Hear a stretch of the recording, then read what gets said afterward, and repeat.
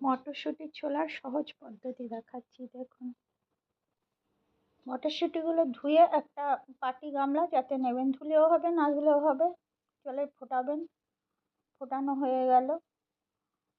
হয়ে গেলে পরে কিছুক্ষণ বুঝতে পারবেন জলটা একটু ঠান্ডা হলো। হাত দিয়ে, এখন শীতকাল, গরম গরম হাতটা ডোবাবেন। আমি দেখুন এক হাত দিয়ে ভাঙছি, করছি, কারণ আমার এক হাতে ক্যামেরা বলে এক হাত দিয়ে করছি। আপনারা দু হাত দিয়েই করবেন। একদম ফটাফট ছুলে যাবে, হাতের সাইড কালো হবে না, হাতটাও পরিষ্কার থাকবে, মটরশুঁটিও ছোলা হয়ে যাবে, একসাথে কাজ হয়ে যাবে, হালকা সেদ্ধ হয়ে যাবে। যে কোনো রান্নাতে ডাইরেক্ট তুলে আপনারা দিতে পারেন।